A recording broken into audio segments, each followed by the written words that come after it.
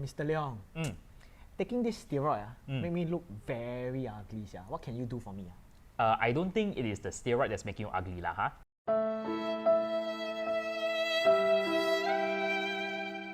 Then can you tell me what is making me ugly? Okay, moving on. Okay. So we're going to see how we can get rid of the steroids that's present in Mr. Yap's body, right? Okay. So we're going to use, just now we use our HCN so that we can convert our carbonyl into a cyanohydrin, right? Now we're going to see what happens to the cyanohydrin and we're going to see the reactions that can happen. So Mr. Yap, can you run us through this?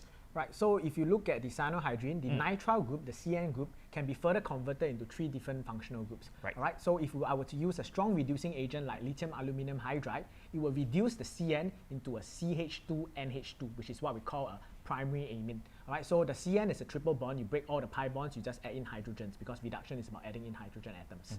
Okay, now if you look at 9.7 and 9.8, all right, these are what we call hydrolysis reactions, whereby we will convert the cyanide group into a carboxylic acid functional group.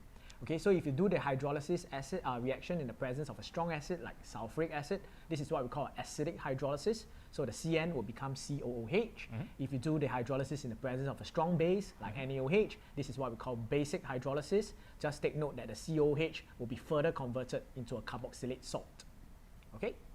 Now, this reaction itself, it will increase the carbon chain by 1, right? Yep. So that's why sometimes we call this a Step-up reaction. step-up reaction. So there are 2 ways of actually generating my CN minus. What are the 2 functional groups that you can normally use, Mr. Yap? So we could either add the CN, or rather we could replace the halogen in the halogenoalkane with the CN. So this is one way you can do it. Yep.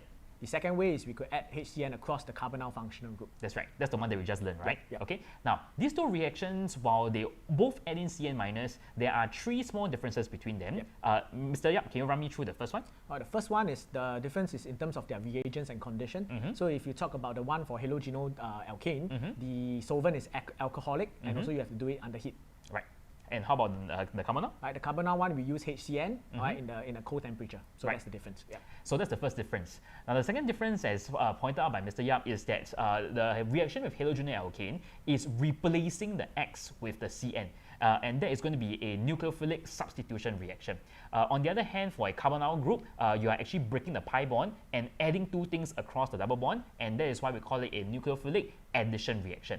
How about the last difference? Right, the last difference is if you guys were to look at the structures of the product form, right, the one form after the replacement of a halogen, right, you will see that there's only one CN group inside. Okay, but if you add the HCN across the carbonyl group, you will get what we call a cyanohydrin, whereby there's a CN group and an OH group bonded onto the same carbon. That's right. All right. So now we're going to take a look at the reaction that is very specific for carbonyl compounds. Okay, this is a reaction with this thing called 2,4-dinitrophenylhydrazine. Now it's very mouthful, but in short we can call it 2,4-DNPH. Right.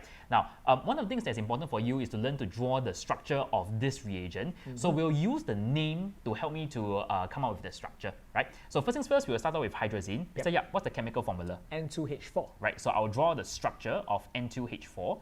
The next part is going to be using the idea of phenol. So what is a phenol? Phenol is a benzene ring. It's not a phenol, right? It's just a benzene ring. So I erase one of the H and I replace it with a benzene ring. Okay, and finally we'll end up with a 2-nitro-dinitro, right? And the 2,4 actually represents the positions of the nitro group. They are in the second position with respect to the hydrazine. So this is number 1. This will be number 2, and of course on the 4th position, which is on the opposite side.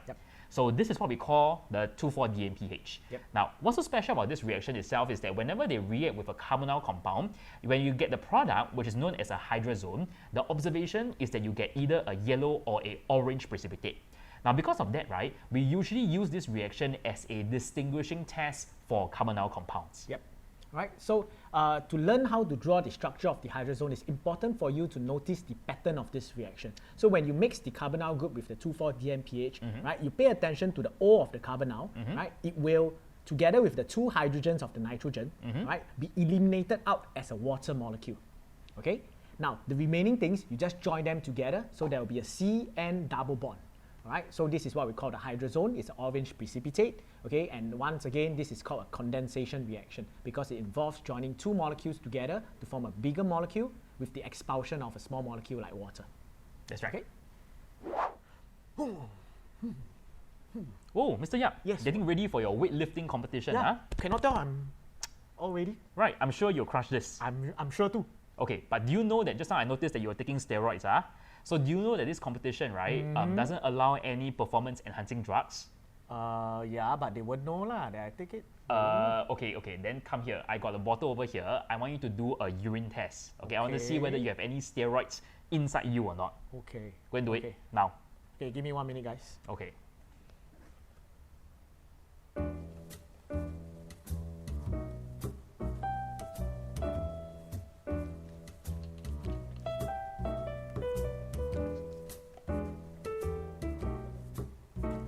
Whoa. Don't spill, Mr. Yap. Few moments later. Wow. Whew. Shook, man. Come on, wait. Okay, Mr. Yap, relax, please. Okay. Let's do the urine test now. Okay. So what we're going to see is to see whether if there's any steroids inside here, which means that we're going to test for carbonyl compound. So, Mr. Yap, can you share with me what is the test that we learned just now to help me to ascertain that? We can use the 2,4-DNPH test. Sure. Okay. In my bag, I have some 2,4-DNPH.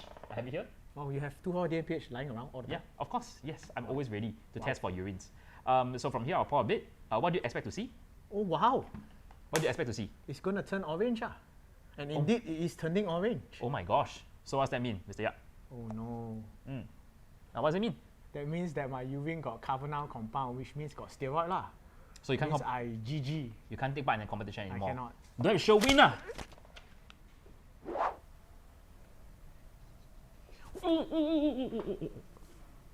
Guys, this is the effect of chloroform.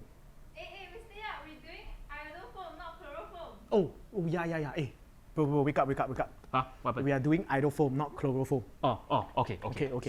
So we continue? Yeah, continue. Okay, so we'll look at reaction 9.5, right? Okay. The iodoform reaction. Yep. What is happening over here is something very similar to your alcohols. So iodoform reaction can only happen for alcohols that have this very specific structure. Yep. So we'll take a look at the carbon that is attached to the alcohol. This must specifically be attached to a methyl group as well as a hydrogen. Yep. Now what happens over here is that we are cleaving the CC bond so that this CH3 can now turn into CHI3, not Cl, right? Yep. It's called iodoform, not chloroform. Yep. What's so special about iodoform? Iodoform will be produced as a yellow precipitate, so this is a very important observation. That's right. So you can also think of it as a distinguishing test for this particular structure itself, right? Now, turns out for ketones, carbonyl compounds, we can also use the same similar reaction. So except that having an alcohol, now we are going to have a carbonyl compound attached to a CH3. So the mechanism is exactly the same. We're going to cut off the CC bond so that this CH3 can turn into the iodoform. What happens to the remaining part, Mr. Yap? Right, so if you, after cutting away the CH3, you realize that the remaining group looks something like an aldehyde. Right. So this aldehyde can be further oxidized to the carboxylic acid by the iodine, which acts as an oxidizing agent. But take note that this is in the basic medium, so the carboxylic acid will be produced as a carboxylate salt. That's right. Now, this reaction itself, very specifically, you'll notice that we actually chop off the CC bond and you're going to get a CHI3. So if I talk about the number of carbon from the reactant to products, there is actually a decrease by 1 carbon. So this is what we call a step down. My God! Step down reaction, guys. It's a step down reaction, okay? And with that, I think we are done with the lesson. So Mr. Leong, let's pop the magic pill. The steroid pill. The steroid pill, okay. On 3, 1, 2, 3. Hi, Miss Yap. Hi, Miss Leong. To summarize, we have gone through the nucleophilic addition mechanism. And the reaction of nitriles and the 2,4-DNPH, and the last one is iodoform test. See you in class.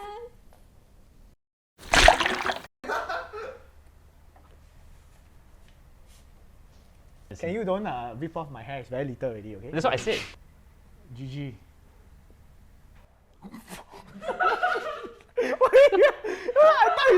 Wait, I cannot. I thought it's meant to be a blooper scene. Why do you No, I thought drink it's there's nothing inside, right? Nothing. But how does it taste like? Because you diluted it in water, right? It's only, I put a little bit only, what? Oh, okay. You didn't do anything inside, right? No, we didn't. I didn't taste anything, lah. I was trying so hard to hold in my laughter, man. It's actually quite nice. Oh my It's actually quite nice, legit. No, you should tell that to the camera. Oh, it's actually quite nice, legit. The urine tastes sweet, right?